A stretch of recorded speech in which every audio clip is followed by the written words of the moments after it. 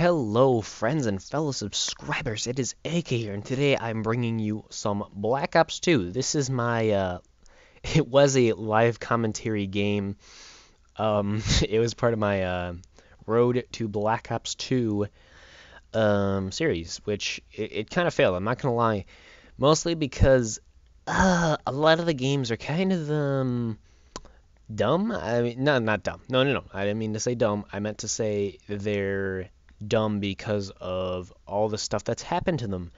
I'm specifically talking about Modern Warfare 3, which is why I skipped that game. I actually did play it, and I got a semi-decent game. It was, notice how I said semi-decent, and that game even had Commando in it, because they commandoed me, which really lacked in the sense department.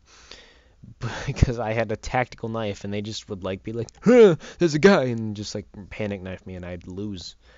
But anyway, it's not the point. This commentary is going to be about hackers and not really, yeah, I guess cheaters, anything kind of bad to it, specifically in COD.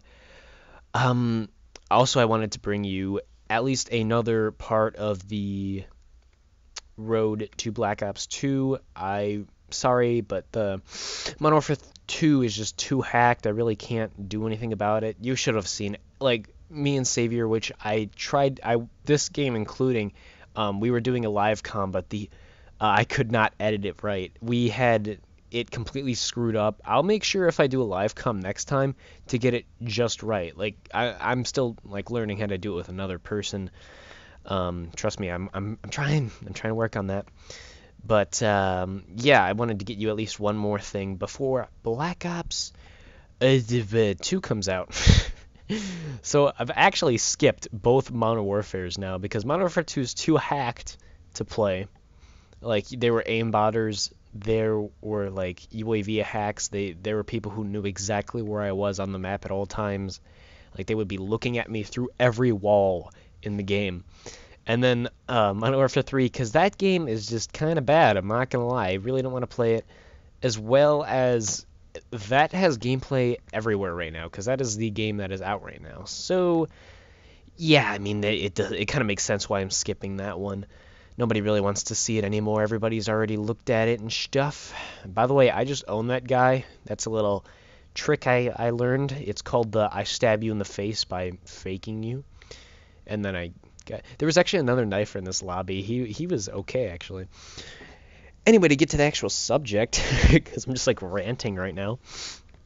Yeah, hackers, boosters, that kind of stuff. I'm gonna go on boosters first, actually, because they are probably my least favorite. Oh, by the way, I love this part. In the live commentary, I was like, "Oh yeah, you got a tomahawk in your face." Yeah, that's there. So anyway, I keep going to the gameplay. Boosters, they have actually been overall pretty well taken care of. They were mostly where the biggest amount of boosters came from was Modern Warfare 2, without a doubt. That had the most boosters in it I've ever seen. If you went to a free-for-all match, it was guaranteed that there were boosters. I would actually go booster hunting, and it was actually kind of a fun side thing to do. Instead of just going in to play free-for-all, it would actually give you something to do, because these two guys would be sitting in a corner, and you just go looking around. You could probably put on a sit rep, I believe it was at the time, and you could find their tactical insertion and just take them out. But with that said, they were very annoying. I don't really know if I'd call them game ruining as much as I would just say that I'm glad that they took care of them, because in Black Ops, I don't know.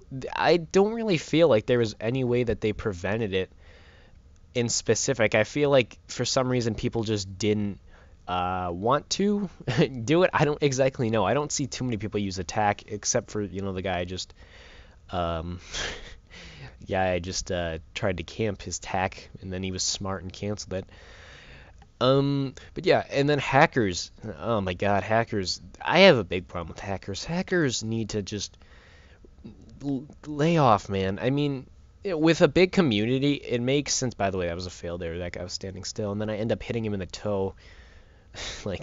And I killed him because I hit him in the toe. But I have a big problem with hackers. They just they really piss me off, because with such a great community, or not, no, this community, the Call of Duty community is terrible. I'm not gonna lie. A lot of people who do what I just did, teabag. Even though that guy was camping my tack that I had put with a claymore and everything. That's not the point. Point being is this community is very large, and with larger communities come more. There are going to be more people who are going to do the bad things.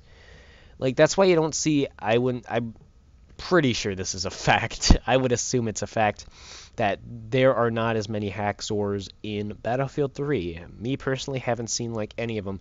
I also play TF2, and that game also doesn't have very many. Do you know why? Because it's a smaller community. Larger communities are going to have more stuff. Like imagine it in real life, the real world.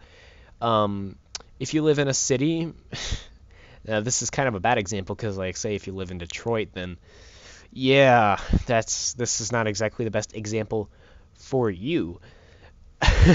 But say you live in a small town called oh god, I gotta think of something clever here. Um, oh god, um, Smogisville. That was just genius, Smogisville. All right, so you live in Smogisville, and in Smogisville, now that actually kind of rolls off the tongue. That's kind of neat, Smogisville.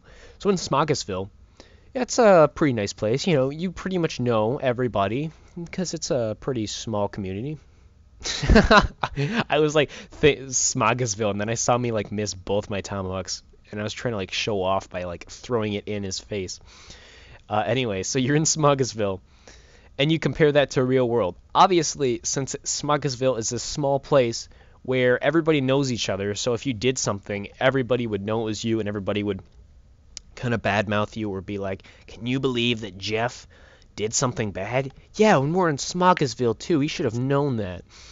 But then if you compare it to real world, there's more people, and there's going to be a tendency to, since there are more people, there's going to be more bad people as well as more good people to make the total. And I mean, that's basic like thought. You just have to be logical about that. Say in Smogisville, there's like two bad guys. You know, they're not very nice guys. They don't share their pudding when they get some. And pudding is very sacred around there. That's like religious stuff. They love pudding in Smogisville. So in Smogisville, these guys do not share their pudding, and they are like arrested for it a lot. Like a lot. They have to pay fines and everything. It is terrible. Smogisville is very strict on pudding.